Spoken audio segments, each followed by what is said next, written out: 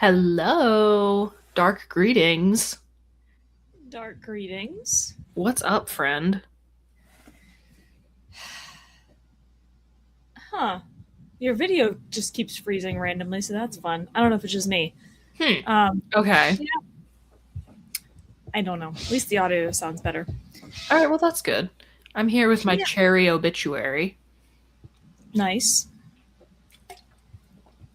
But we're back and we're talking Fallout once again, which Mm-hmm. I'm very excited for. I have notes this time because we're going over two episodes, not just one. We're going over episodes 2 and 3.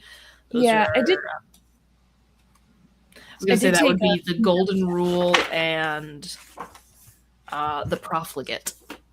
Yeah, yeah. I took a few notes just on things that I didn't want to forget. I wanted to make sure that we brought up. Mm-hmm. So I got a few. Sounds Not a Gucci. ton. Hey, Bandit, what's up? Oh, hey, Bandit. But right off the bat, I've noticed that in the beginning of the each episode when they do the like, oh, Amazon and MGM Studios or fucking whatever, instead of it just being a TV screen, it's a Securitron screen. Yeah, when they do that and they have like the staticky noises and stuff, like I'm programmed to automatically expect the menu screen. Mm-hmm. Yep. Like I I know just, the feeling. yeah, I sense it coming, but then it never comes. But we open on Shady Sands and baby Maximus. Yeah, Sweet uh, little guy. very much heartbreaking. Indeed, indeed. Is there something going on in the room with you? Oh no, you can hear it. Yeah. I thought you couldn't. I thought we established that before, but it's a different printer. Oh, is your 3D printer? All right, well, we'll live with Yeah. it. It's fine. Oh, is it bad? It's not that bad. I just wanted to make sure I wanted to make sure the hallucinations weren't beginning. Yeah, no. The current print, it's only it's not gonna be done until 3:30 in the morning. Oh, fun! It's not your vase though. Your vase is sitting right here. Yay, my vase.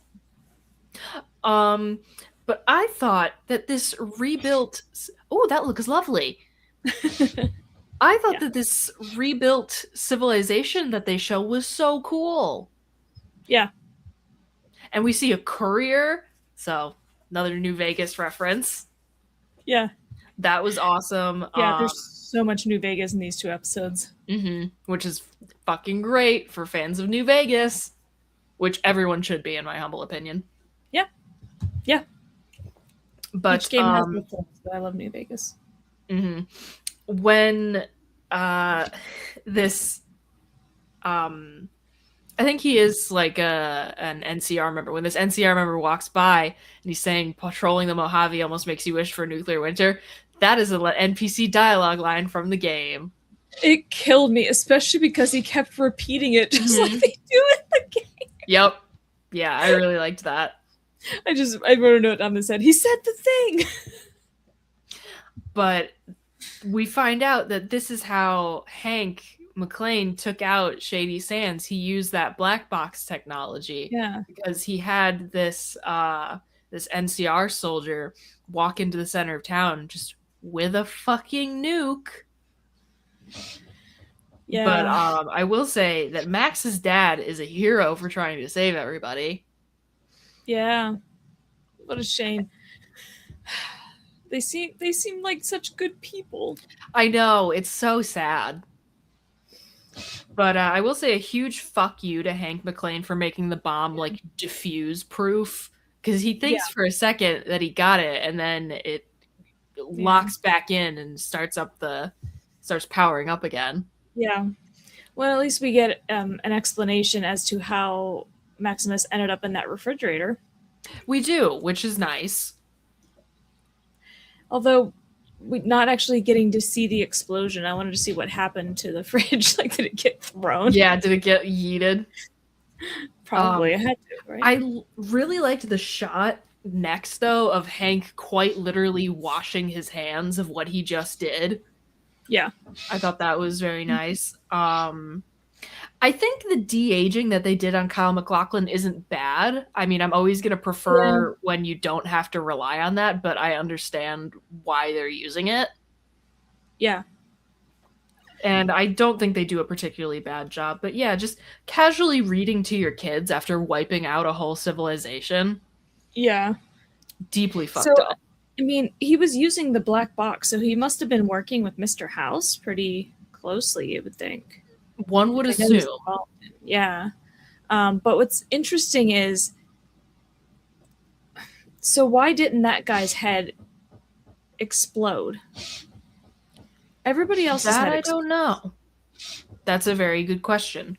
And I'm Yeah. wondering if it has something to do with like if it's a new iteration of the technology that he's trying out in like the present day post bombing of Shady Sands, like if it's a Mm-hmm. new iteration of the black box tech that's making people's heads explode.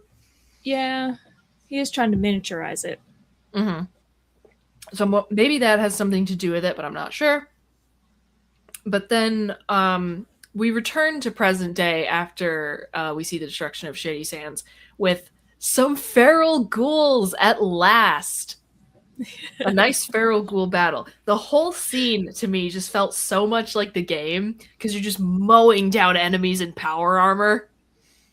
We got to see so many like game things, Mm-hmm. like creatures and stuff like that in these two Yeah, episodes. yeah, it was So awesome. exciting. And I like how Max still has his scratched power armor. Yeah, I mean it's unique, it's personal, you know? Yeah. And one of the things I wrote down when we see the Brotherhood again, we see one of their airships, and for a second I was like, "Oh, is that the Pridwins specifically?" But then later we see like other Brotherhood airships, so I was like, "Oh, probably not." Yeah. But for a second I was like, "Oh, maybe that's the one from Fallout 4." I thought it was rather suspicious that the elder cleric started referring to Maximus as my son. I don't trust that whatsoever. Yeah, no, he is clearly a manipulative bitch. Very much so. Yeah. Um, but what else? We have the Brotherhood uncovering Area 51. And once again, like I said, this show is more a comedy than anything else The because show really is fucking funny. they open a freezer.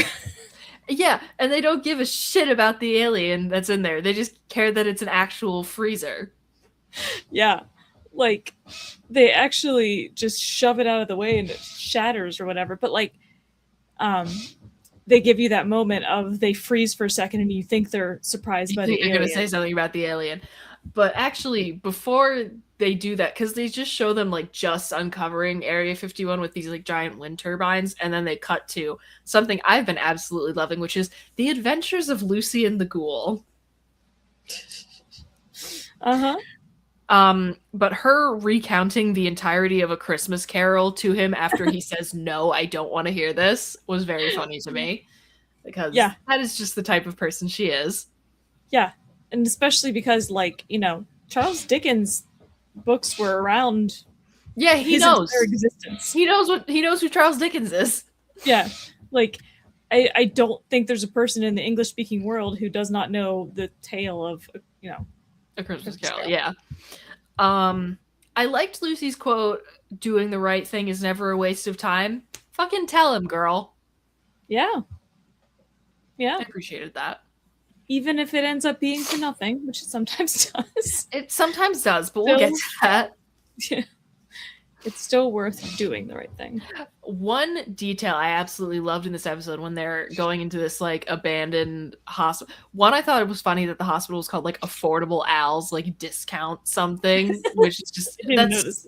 something you would see. That's so Fallout. That's 100% something you would see in the games, you know? Yeah. Yeah. But another thing from the games, there's recognizable junk from Fallout 4 just kind of scattered around. Like there's like the aluminum rocket ship toy and stuff like that, like things you actually pick up like actual scraps you pick up in game. Yeah. So just the Yeah. attention to detail in this show is phenomenal. feel like we're going to keep saying that like every week. Because every week they impress me more with how Yeah. much they have paid attention to tiny things from the game like that, where like if they didn't, you really kind of wouldn't notice, but the Yeah. fact that you do, like it does so much, you know? Well, and I feel like I like it because it feels like a nice little like tip of the hat to those that play the game, because so many people, you know, just watch the show, they've never played any Yeah. Fallout games, and so it's like an extra little treat. Hmm. Yeah, definitely agree. But red scorpions. That's my very next comment. It's just rad scorpions with an exclamation point. Oh my god, the huge one is incredible. I'm wondering how much of that was done practically, because I know the gulper from the first season, they did Yeah. actually like build that. So Yeah. I'm wondering like it had to be enhanced with, you know, CGI Yeah. somehow, but I'm Yeah. wondering exactly like what and where it was put in, Yeah. and like what was actually in front of the camera, because it looked incredible. Yeah. And it was Yeah. so like it was so fucking scary when it just grabs the baby rad scorpion and eats it. You're just like, oh fuck. It's such a rad scorpion thing to do. That is such a rad scorpion thing to do. But when Cooper and Lucy stumble, or you know, the ghoul, because she doesn't know who he is yet. Yeah. When the ghoul and Lucy stumble across this person who's just out in the wasteland, and he says tunics immediately. Yeah. Oh, they're not worth saving. So he immediately knows what's going on, but he doesn't tell her, which I thought was kind of interesting. Yeah. Or like he chooses not to elaborate. Yeah. And at first, I was kind of like, oh my god, why did he immediately slit that guy's throat? But knowing he's a Legionnaire, I don't give a fuck. Fuck the Legion. Yeah. Yeah. Fuck the Legion. There's going to be a lot of that. Like, Yeah. just periodically. By the way, also, By the way, the Legion sucks. They are the worst. Hot take. If you meet a person and they play through the Caesar's Legion plotline in Fallout New Vegas, that is a red flag. Yeah, I like it's entirely fictional, right? This is a made up group of people in a fictional world, and yet it like creates such anger within me. It really does. I think they're worse than the Brotherhood. Oh, yeah. And I 100%. fucking hate the Brotherhood. Yeah, I mean the Brotherhood sucks, but at least in their minds they're often trying to do something good. Sort of. Whereas like the Legion, they know they're terrible. Yeah, they know they're enslave terrible. people. The Brotherhood doesn't enslave people. Yeah. They like subjugate their women and essentially use them as property. The Brotherhood doesn't do that. Yeah, fucking shitty. Yeah, the Legion freaking sucks. This Rad Scorpion battle is awesome. I will say, using somebody's body to block that stinger is fucking diabolical work on Cooper's part. Yeah, yeah. But and I thought the way that it ends with him shoving the grenade in the Rad Scorpion's mouth and having the whole thing just fucking explode, I thought that was awesome. Yeah. But one of the things I do want to point out was when Lucy has her little dilemma over who to give their last stim pack to. I will kind of agree with the ghoul that using your last stim pack on on somebody who you don't like, they could kill you once you stim pack them. Like that's very much a possibility. I kind of agree that he was like, that's a misallocation of resources, because like, you know, you're out in the wasteland, you got to be careful. Yeah, but you know, I almost feel like I would rather save somebody and risk them hurting me than like not help them and they die and they were actually a good person. Okay, yeah, I guess that is a better way to look at it. I do kind of agree. Yeah, it's kind of like the same concept of I'd rather 100 guilty people go free than one innocent person be jailed. Yeah. Kind of thing. But you go first. So I honestly agree with her, because yeah, the ghoul's not going to die. He's going to suffer a little bit. My question was, though, how does she know that he's not going to die? I mean, she has seen him absorb bullets, but Yeah. I mean, a bullet is one thing, rad scorpion venom is another. Well, but then there was was that just the last episode where he was like hanging and she was supposed to shoot the rope? Feels like a lifetime ago. Yeah. Like she knew he wasn't going to die then either. Mm-hmm. Yeah, so perhaps there has been a conversation about how sturdy he is. Yeah. That we haven't seen, but who's to say? Yeah. So once Lucy sets off with her rescued tunic, we cut back over to where Norm has unfrozen everybody from cryo sleep in Vault 31. Yeah, I was so excited to see what happens. Like, and I would let's have a moment of silence for Brain on a Roomba. Okay, that's all he deserves. But I thought it was a weird choice for him to kill Bud because I assumed that big part of the reason he like opened all the cryo chambers was because once all those people were in there, Bud would have to open the doors because otherwise they would all starve to death. Mm-hmm. I thought that was the whole point. Yeah, I mean, it winds up like they write their way out of it well enough, I'll say, but I kind of thought that was the direction it was going to go in as well. Yeah, so I was really surprised when it started off with him being dead, and we didn't get to see him get offed. Yeah, which would have been kind of satisfying, because he's like everyone's annoying boss, you know? Yeah. No, he's that guy who thinks he's like cool and interesting, but he's really just irritating. But I think it's so funny because he put so much emphasis on saying like, oh, like management is the future. And I'm going to freeze all these like super managers. Yeah. Because they're going to, you know, dominate the earth.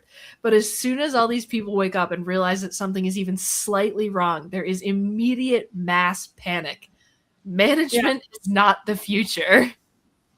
Well, that's like when you get in those like super corporate structures, everything is like rules and regulations and red tape. And so in the absence of that, like they can't function. Yeah. Yeah. And you see that immediately. Yeah. I love how very corporate, like they're like, are you sure there isn't somebody else we can talk to about this? Like exactly. Again, and I think it's so funny that he's like, oh, these people are the future, and they're like, there has to be someone else we can talk to. Like this isn't my responsibility. I don't have to handle this. Yeah. Yeah, it's again, it feels so much like the show is a comedy because it was kind of like just like this comedy routine of all these people who don't know how to function without a specific rule or regulation to tell them exactly what to do. And speaking of super managers, Mr. Hank McClane, we get to see what he's been up to. I thought the yo-yo thing was just such a hilarious touch. What was that? The yo-yo thing. The fact that he has a yo-yo and is just playing with it the entire time. Like, it is very, very fun seeing an actor I like as much as Kyle MacLachlan play such an affable kind of villain. Yeah. Because he'll be like so nice to your face while he's like, you know, plotting your downfall. Oh yeah, no, he's like super friendly, but then he's also cold-blooded. You can be friendly and cold-blooded. That's the thing. He is a cold-blooded fucking murderer, but he is extremely personable. Yeah. You can have manners and be evil. But when he's going through all these experiments with these lab mice that he keeps taking from this giant vault tech facility, this underground vault tech facility, I thought the tiny office in the cage was fantastic. And the mini water cooler was such a nice touch. I do kind of wonder what he's attempting. Like, one, I'm wondering why the black box has to be smaller. I'm wondering what exactly he's trying to achieve with it, because there's a point where it seems like the mouse is going to like sit at the little desk and do something. So is it like, is he trying to create an army of like vault tech drones of some sort? I mean, I kind of assumed he was trying to make it smaller so it was less conspicuous. That is a possibility. Right? Because like when the guy sets off the bomb in the beginning of the episode, they look on the back of his neck and they're like, "Ah, something is." Yes, something happened. Yeah. Okay, so that could be it. Yeah, I mean that was my assumption. I also just didn't really think about it much, to be honest. Mm-hmm. But I think one of the things that makes Hank McClane a very, at least for me, like I don't like the guy, but I think he's a very enjoyable villain to watch. It's very fun to see this kind of eternal optimist type character as an antagonist because you can tell that he like every single like he only ever grabs one lab mouse when he's doing this series of experiments with the little black boxes because he firmly believes that each new attempt is going to be the one. Yeah. Like every single time he believes I'm not going to need to try again. This is it. Yeah, like the thing people always say about the definition of insanity. It is. Because it's not like he's making adjustments in between. He's just grabbing another mouse and doing the same thing. Mm-hmm. And it's like, quit killing these meese, please. Yeah, not cool. I'm glad they don't actually show the mice dying. You just see the explosion. Yeah, you just see the explosion. But like, it's so in character for him to be like, for him to every single time think that this is going to be the one. Yeah. But then this is when we cut back to the Brotherhood and we see them not giving a fuck about aliens. Yeah. Oh, yeah. Which, as stated before, hilarious. Yeah. Yeah. But when they find all of this stuff that's being housed in Area 51, like there's a really nice car in there. There's such a bunch of fucking meatheads. Like they're playing with grenades and doors. They take the car and are like, oh, let's see what this baby can do. And they immediately just blow it up. Yeah, this is why you can't have nice things. This is why you can't have nice things. Like, there are so many rusted out, bombed cars that you can test your guns on. You don't need to use this beautiful... Like, why wouldn't somebody want to have a nice-looking thing? Yeah, I have absolutely no idea. Like, even if you can't drive it or whatever, it's like... There are very few pristine things left in this world. Mm-hmm. Enjoy them when you find them. Yeah. Appreciate them.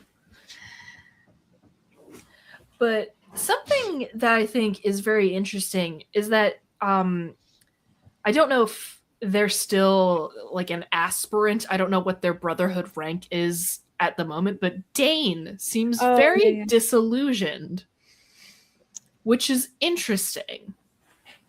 Yeah. Well, I mean, they didn't want to be a squire. This is true. They did not want to be a squire. I know they said it was because they were like afraid, but maybe there's also part of like maybe I don't quite agree with this philosophy kind of thing, or yeah, definitely a possibility. Yeah. When Maximus is talking to this other like Brotherhood kid, is he unfamiliar with the concept of bathing? Because he asks Max what he's doing. Yeah, apparently. And also, I just think it's speech. Yeah, I just think it's fun that Max now is like a fan of keeping clean after his encounter in a vault and like knowing what a shower is and stuff like that. It's like, he liked it. Yeah, there's no way you could go back. I would agree. You can't just be a smelly person your whole life, take a nice hot shower for the first time, and just go back to being a smelly person. Yeah, like definitely. I kind of liked that there was a female Brotherhood leader. I think it gives them just a touch more depth as a faction. Yeah. Yeah. So like that was kind of cool. Yeah, and it was interesting that it's sort of like that we had like different personalities essentially for these different chapters of the Brotherhood. Did you notice one of the Brotherhood chapter leads was the alien bounty hunter from the X-Files? I don't think I did. He was. Huh. Interesting. Anyway, But we learn that the reason that one, we get a name for this relic that the Brotherhood has been, that Wilsig smuggled out of the Enclave that everyone's after. It is a cold fusion diode. So we Yeah. got a name for that, and we learn that it can produce infinite fusion cores, which, holy shit, I can see why anyone would want their hands on that. Yeah. Yeah, I mean, we see that it works and produces energy via cold fusion at the end of season Mhm. 1. And I didn't realize that's what the relic was the whole time up until then. And I was like, oh, yeah, fusion cores. Those are valuable. Extremely, especially for the Brotherhood. Like, it'd be valuable for anybody because we see in the first season that Vault 4 is able to run off one fusion core, like the entire vault. So, like, Yeah. that's valuable in and of itself. But for the Brotherhood, they use it for power armor, they use it for a ton of shit. Mm-hmm. So, like, it's Well, and that's why when particularly they valuable ask, to them as, like, a weapon.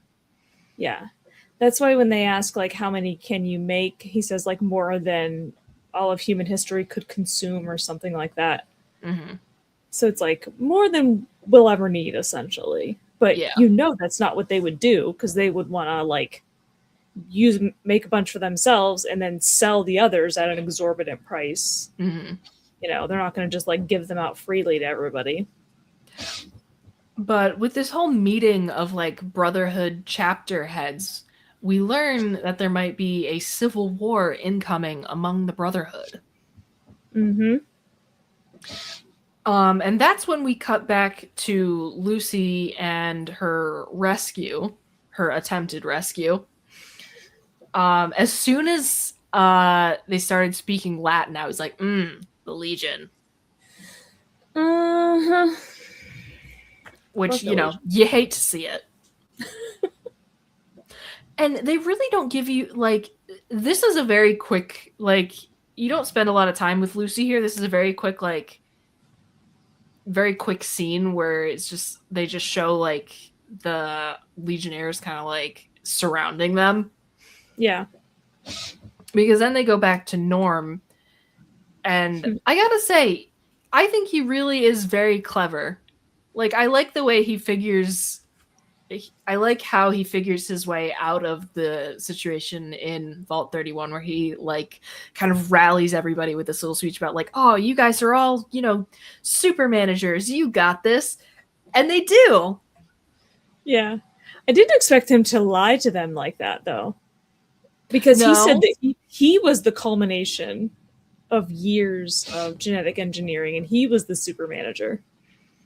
I mean, he is the product of one of them, of one of said super managers of, you know, Hank McClane. Well, no, but he said like hundreds of years of genetic engineering that Bud did to make super manager. Yeah. So but I mean, didn't really see that coming.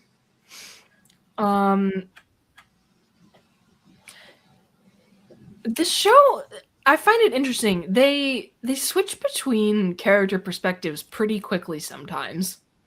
Yeah. And like that's not necessarily a criticism. I think I don't have any issues with the pacing of the show. I just worth remarking on, I suppose. Yeah, because I mean, I think it's around this point that we're talking about that they're showing like what happened in the past with Cooper going to that event for veterans. And it actually, like, the dialogue plays over top of Lucy being stuck in the Legion. Or is that the... No, that's the next episode. Is that the next episode? Okay. Because we go back to Hank and he pulls up to that section of the Vault Tech bunker that's labeled like Premium Elite Plus, and you see a bunch of the cryo chambers, and I was kind of like, who could possibly be in there? Yeah. And I'm really kind of unclear on why Hank blackboxed this guy in particular. What do you mean? He says it's because he didn't value his family. Oh, I guess I just wasn't assuming that it was like punishment specifically, because I mean, like, fuck that guy for abandoning his family. I'll absolutely say that. Yeah. But I was wondering why he took a test subject from that sector in particular. I mean, I guess the way I interpreted it was just that like he looked at because he looked at all the files. That's how he knew this guy had a family. So he might have Mhm. looked through them to like find somebody that Yeah, felt sort of deserved it. it's possible. Right? So he's like, oh, I know all these files. I read through them all. Hmm. Well, that guy sucks. Let's wake him up and probably kill him. Hmm. Yeah, okay. Um, I love the music in this show, man. It's so Mm-hmm. great. Yeah. Every time they play a song that I recognize from the Fallout radio, I just get so fucking happy. It's awesome. And like they even have someone I haven't played Fallout 3 yet, so some of the songs that have come up that I haven't immediately like clocked from the games may have been in Fallout 3, but Yeah. the Chain Gang song that they use, Mm-hmm. love that. Or actually Yeah. no, that's in the next episode. I don't know exactly what song I was referencing because my next note is what will be the consequence of leading all these vaulties to the surface because we see Norm ascend up to, you know, the wasteland with all of these Vault 31ers in tow.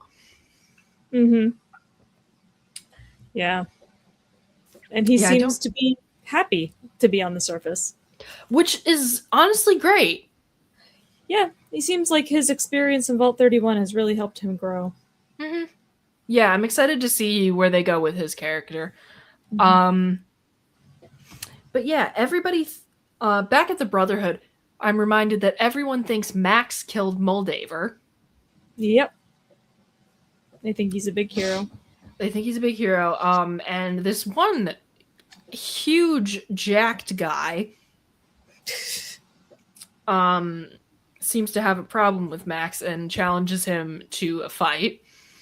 Mm-hmm. And here's the thing, on the outcome of this. On the one hand, go Max. Like he picked a fight. Yeah, it's not his fault. Max didn't, try to start shit. Yeah, he didn't try to start shit. It's not necessarily his fault that he got put in that Yeah. situation. But on the other hand, you're better than the Brotherhood, my guy. Yeah, but if that dude is gonna like attack him, This is also true. he doesn't have a whole lot of choice, and it seemed like that was probably what was gonna happen. So Mm-hmm. Yeah. But we end this episode with a paladin from the Commonwealth appearing and saying that they would like a hand in this sort of civil war that may or may not be happening. yeah, come on, Nanjani.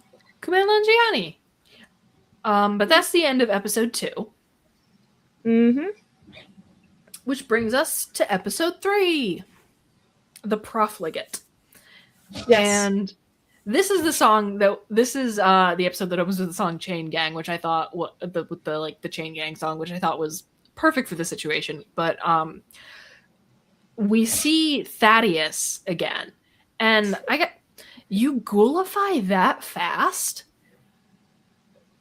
I don't know. I mean, Okay, actually, someone on TikTok has a theory regarding Thaddeus that I will talk about when we're done talking about this episode.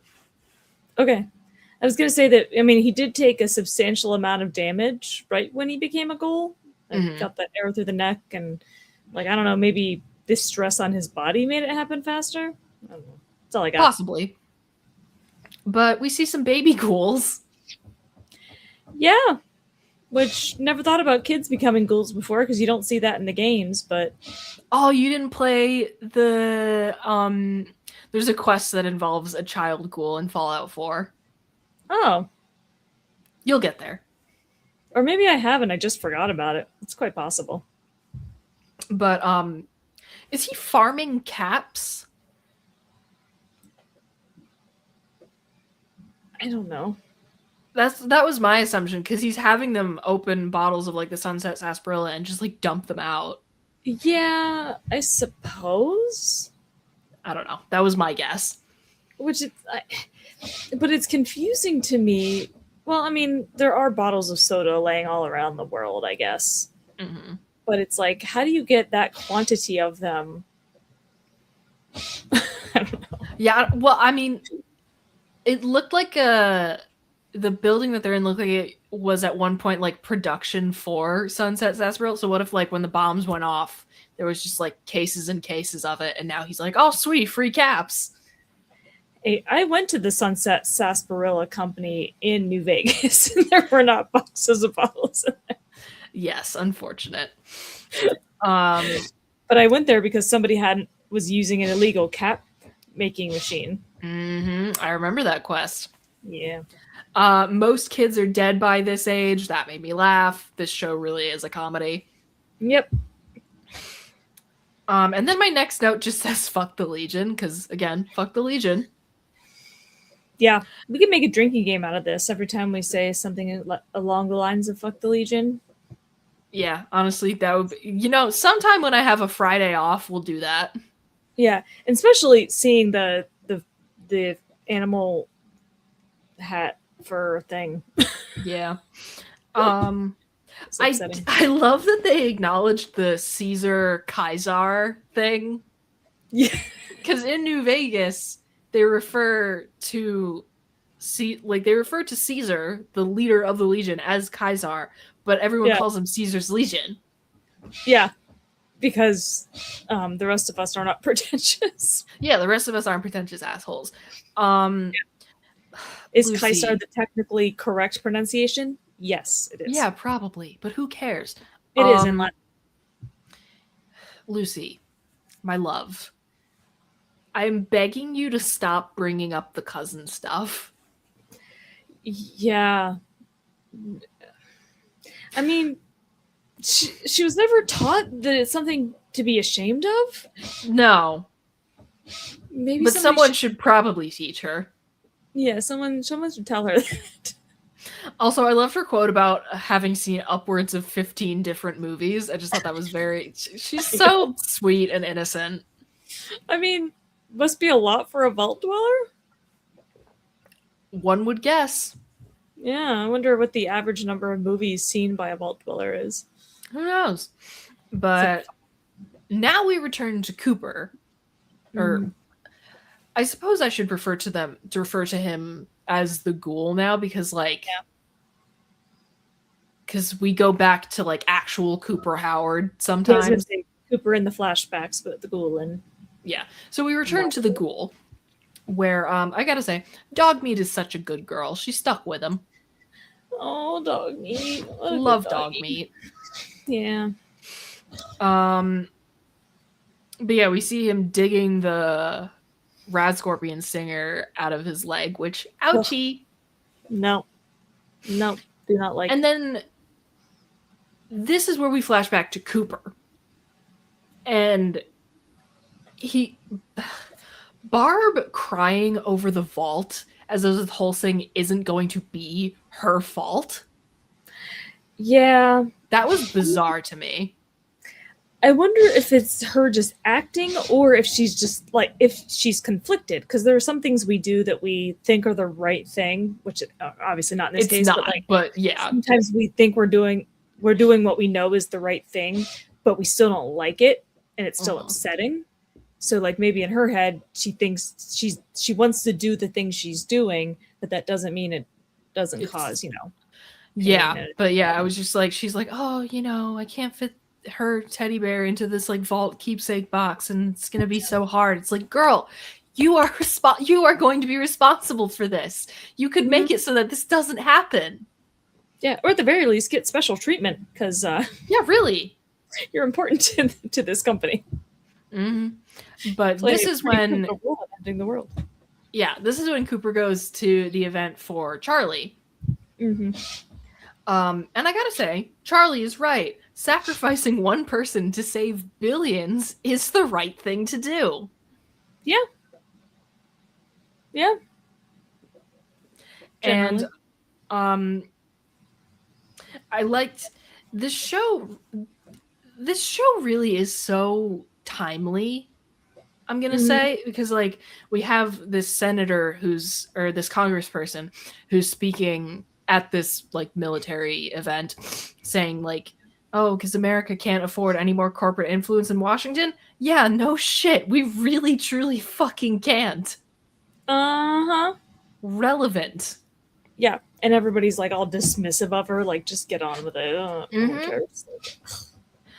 But the thing that I thought was really interesting in this flashback is because we're kind of you brought up an interesting point when we talked about the first episode that Robert House may have like somebody posing as him on TV so he can go out and fuck shit up in real time, like do what he wants.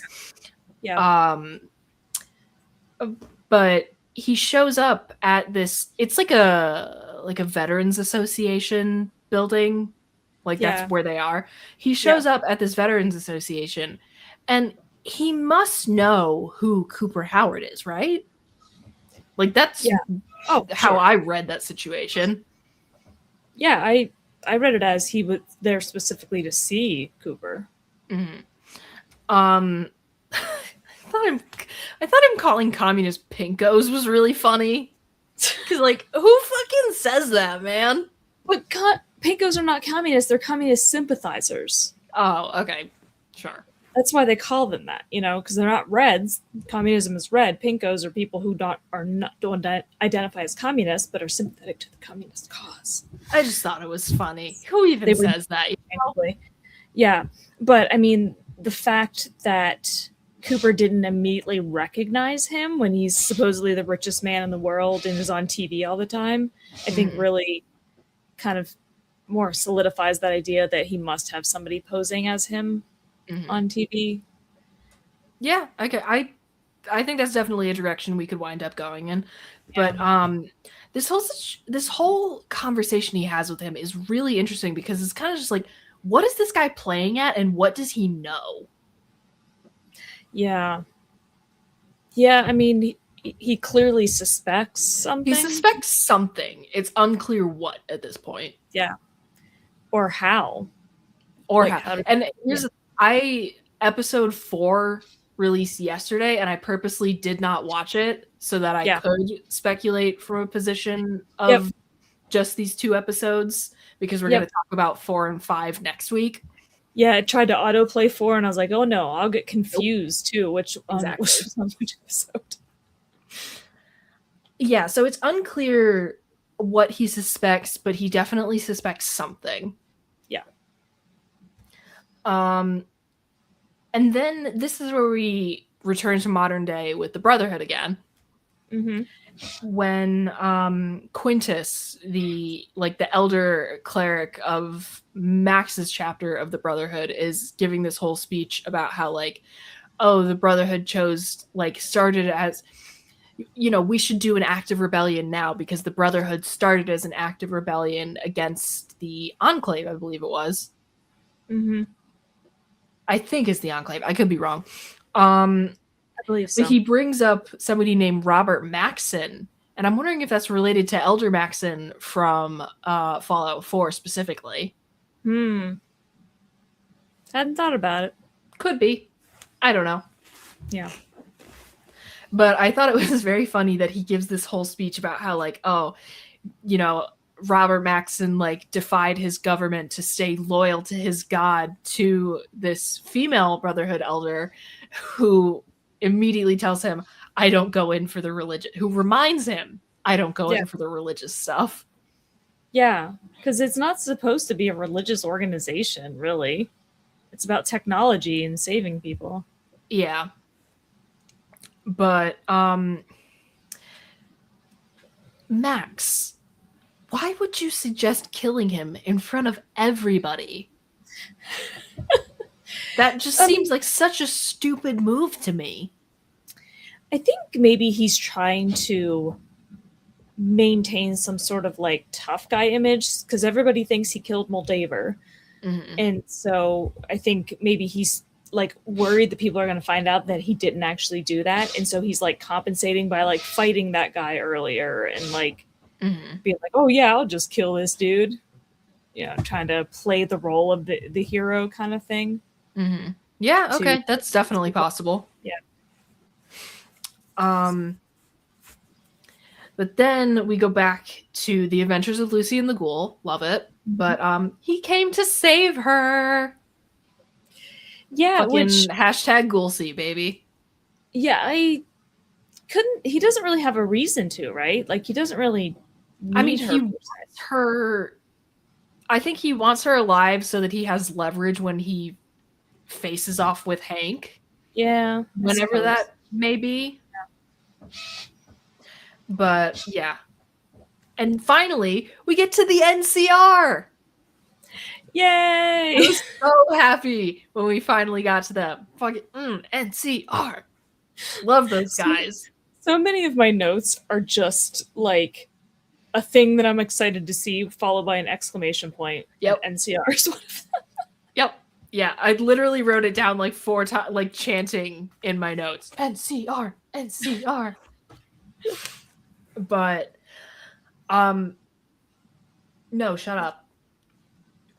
Uh I'm guessing that the New California Republic has been seriously weakened ever since Shady Sands because Cooper goes looking for help and he does not find it. Yeah. The ghoul goes looking for help and he does Yes. not Yes. find it. Yeah. But then we meet Victor. Another exclamation point one. Oh my god, I was so happy to see that guy. I mean, I knew he was gonna pop up at some point because he was in like the trailer, but Mhm. still so nice to My see my good question pal though Victor. was how does the ghoul know him? Yeah, I mean, yeah, it's just another one of those things. I guess you have to chalk up to him having been alive for so long, and you Although just I kind do of wonder if we're gonna get into the history of the ghoul in the NCR because later when he does yeah, make his way to that one NCR outpost, they make a comment about him and the NCR going back for a really long time. So I'm wondering if we're gonna get some of that history. yeah, But maybe. when the ghoul and Victor are talking about Robert House, I agree with the ghoul that House has to still be alive. I mean, like that's a spoiler alert, but that's a huge part of New Vegas, the game, that Robert House is still fucking alive after all this Yeah, time.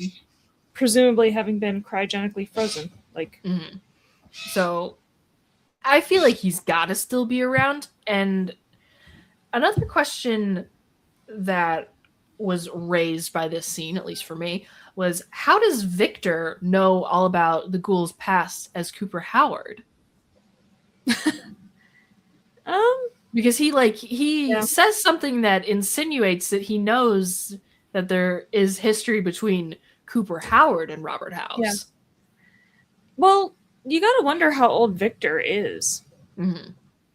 because I get the Yeah. sense he's been around probably even before the bombs fell. Mm-hmm. Yeah, very So possible. every time the printer makes a sudden move, she like jumps.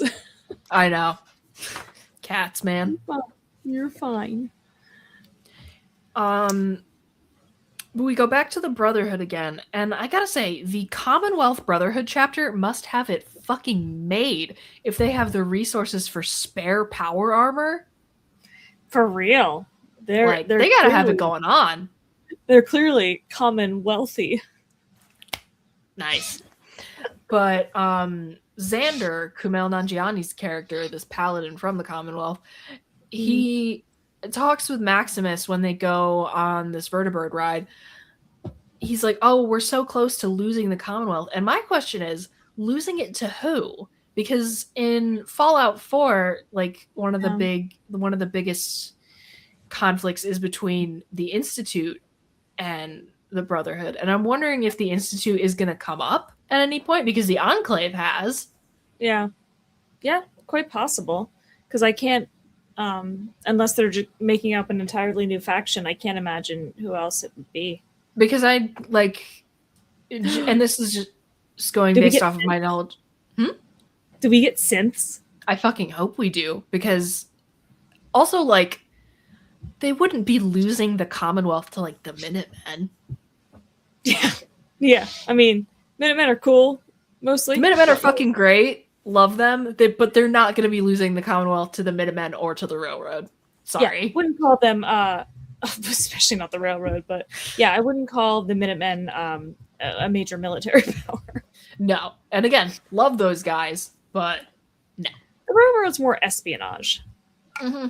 and like covert ops. Exactly. Not going to take down a whole. Yeah. Yeah. But yeah. And then when we go back to Cooper, this is where we learn that he's been working with the NCR, the Ghoul. Well, this is where we learn that he's been working with the NCR for a while. I will get it straight at some point. But another thing that made me really happy is when the Ghoul is talking at this NCR outpost, you can see Prim in the background. You can see like the roller coaster and everything. Uh-huh. There's a lot of this. The end of this episode has a lot of cross cutting between like the Ghoul and the Brotherhood. Mm-hmm. Because my next note is about this little battle that Xander and Max have against this broken down Securitron. But we see a super sledge, which was fucking awesome. Again, there were so many things from the games that like pop up in these two episodes where it's like this character, this creature, this like this weapon. Also, I thought that this was an excellent use of the Star Spangled Banner. Yeah. And I thought it was very funny that they fade out the last note so it's just the thunk of the Securitron falling over. Yeah. Yeah, and we get other Securitrons too, so that's fun. Indeed we do. Back to the Ghoul.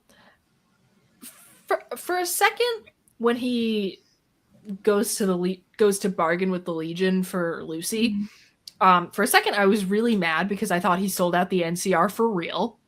Yeah. And I was like, fuck you for that. Yeah. Yeah. But we'll get to that. And then we have a flashback to Cooper Howard again at the same event at this Veterans Association, where Charlie's telling a story about how he was, rescuing Cooper in the heat of battle, in a military engagement, and how the first thing that Cooper asked was, how are the others? And the Cooper Howard, you are a good man. And I think that you still are, even as the Ghoul. You just want to keep that hidden. Yeah, I mean, I think a lot of it is probably him not wanting to be nice to people and trust people and all those things because he's been through some shit over, a couple hundred years or whatever. And so I think in a way it's like a way of protecting himself. Like if you constantly have this like, scaly outer layer to you. And when Charlie was kind of talking about like how, we'll all do something, all the other guys that we were fighting against were probably told the same thing, that you're doing something bad to protect the ones that you love. And yes, Cooper, do something bad. Kill House. And I thought it was very sweet that he still has the lighter that Charlie gave him over 200 years later. Yeah. Quality item there. Quality item indeed. And this made me so happy. Fuck yeah, blow up the Legion. Oh yeah, God, fuck the Legion. By the way, why would that woman even go back there? She had to know she was going to die, right? Yeah, what the fuck was that about? I would have run as fast and as far as I could. Also, we never really touched on this. The fact that there's like this like mini civil war happening with these two separate Caesars.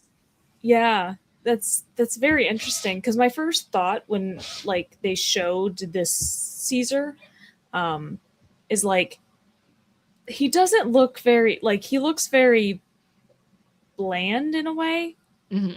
Like I don't know how to describe it, but he doesn't look like he's actually going to be a significant character somehow. Yeah, I'm wondering if we're going to see the actual leader of the Legion at any point. Yeah. Who knows? Or like the other one, or is like Macaulay Culkin going to be Caesar somehow? I liked him in this episode. I thought he did a good job. Yeah, I was excited to see him. And also his armor, the helmet that they had him in when we first meet him, fuck the Legion, but it was cool as shit. Yeah. Yeah. And then the final scene in this episode, we're back with Max Xander in this. It turns out it's the like factory where Thaddeus was with all of these kids. And the fact that when Xander and Max find this group of kids hiding out in this abandoned factory, the fact that he says jackpot is so fucked. Yeah. Like, what does that even really mean? Yeah. Like it's like to kill some ghoul kids? Yeah, literally going to murder children. And again, Max, you are better than the Brotherhood. Yeah. And yeah, which is crazy because like Xander seemed like a cool dude up until that point. Yeah. But absolutely brutal fucking kill with the super sludge there. And like I'm glad he did it. Yeah. He was totally he was right to, in my opinion. Yeah. Yeah, and like he was about to murder children. He's gonna be in big trouble for this one. Because he literally says, I think I just started a civil war. And he most likely did. Oh, yeah, because the Commonwealth Brotherhood is not going to, like, just be like, oh, okay, it's cool. He was going to hurt kids. Yeah, no, not at all. No way. They're going to be pissed. But maybe the question is, will his Brotherhood chapter, like, take his side? Or is it going to be all of the Brotherhood against? That's my thing. I'm wondering if he's, like, now that we've gone over these past few episodes, I'm like thinking about where we might be headed. I'm wondering if he's gonna like go rogue. Yeah, I feel like I don't know. It's I could honestly see it going either way. Mm-hmm. That like the elder cleric, I can't remember his name. I never do. Quintus. Sure.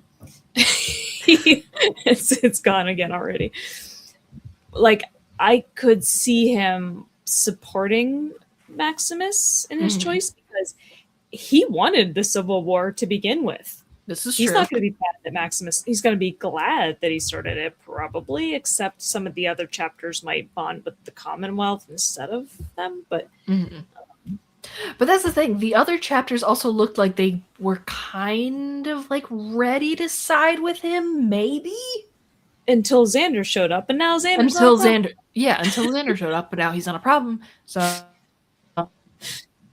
yeah, so I could see him supporting Maximus. But I could also see. Oh, you're glitching again. You go first. Psych to what? I have no idea what I was saying. But I think that Lucy and the Ghoul are going to kind of continue growing closer to each other, like, against both of their wills.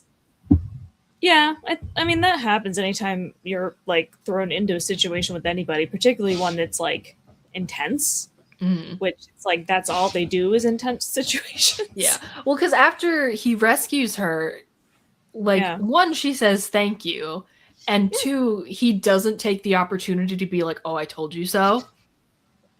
Yeah, surprisingly. I mean, you do get the sense at points like he's rethinking his, approach to the world. Mm-hmm. Because I think she does make an excellent point when she tells him, like, hey, if you're hoping that your family is still out there, like, are they really going to love this version of you? I think not. You could tell that hit home, but yeah. He's like, oh, God, no. So I think their bond is going to continue to deepen, which I am very excited to watch. Yeah. Not even necessarily just from like a shippy standpoint, just from like, I think their dynamic is interesting whether or not, regardless of whether you read it that way or not. Yeah. Yeah. I mean, and thinking about it's interesting because of how different they are and the way that they influence one another. Mm-hmm. Right? Because arguably, at this point, Lucy might be influencing the Ghoul more so than vice versa. But I think he's definitely having an effect on her, especially now that she has seen that you do need to have your guard up around here in a lot of circumstances. Yeah, it makes me wonder if she actually will learn from her experiences, though. Like, okay, Mm-hmm. I tried to help this woman. She got beheaded anyway. Yeah. uh, and also, they crucified me and were trying to sell me off as a sex slave, essentially. Yeah. Like, maybe I don't automatically help every person I see, but I felt like she would have learned something from that whole thing on the bridge. Um, where she and Maximus are crossing the bridge, and there's the other two people, Yeah. you know, Yeah. and they turned out to be fiends. Mm-hmm. Like, you would think that she would have been less trusting after that, but it doesn't seem like that made an impact. Maybe this one will. Yeah, maybe this one will. I suppose we'll see as the show goes on. But do we have any further predictions about where we might be headed? Um, Or not things that we want to see? What do we want yeah, to see more of? What are we excited for that we know is coming from the trailer? I'm excited to see a fucking death claw. yeah. I mean, definitely getting to see the fallout from what Maximus did. Hmm. Yeah. The fallout. I did Nice. actually mean that. Um, but like, hopefully we get to see is, the his chapter of the Brotherhood going to take his side, or is he Hmm. going to go on the run? Is he going to go on the run and try to find Lucy? He seems Yeah. to be kind of pissed at her for leaving him. Which I think is a little unfair. Well, yeah, I mean, he was out cold. He doesn't know the circumstances. Yeah. Maybe she didn't leave voluntarily. Like, he doesn't even know. She could have been kidnapped for all he knows. Hmm. I want to see more of the Enclave Yeah. because, like the events of the show that we're seeing all kind of center around their handiwork. Mm-hmm. So I want to see more of like where that came from. Yeah. Yeah. Yeah, that'd be cool. And I'm wondering if we're going to hear from other factions from the games like the Institute. I'm going to bet maybe not, just because we have as many players already as we have going on right now. Yeah. And especially keeping in mind people that haven't played the games, like they're just being introduced to the Legion and NCR, and we already have the Brotherhood, and right, it's like after a point, it's going to be hard to keep those straight in your head. I don't think we're going to see smaller factions like the Gunrunners. Yeah, no, when we first saw the outside of New Vegas last season, I was like, gun runners, because they're right outside the gate. Yeah, I mean, and maybe we'll have like a brief interaction with them or whatever. Yeah, I'm like maybe excited to see the fucking Kings. God, I hope. I mean, they got to be there, right? They have to be. We saw them in the trailer. We saw a Ghoul King. That's right. Oh, that's gonna be so fun. Oh, that is exciting.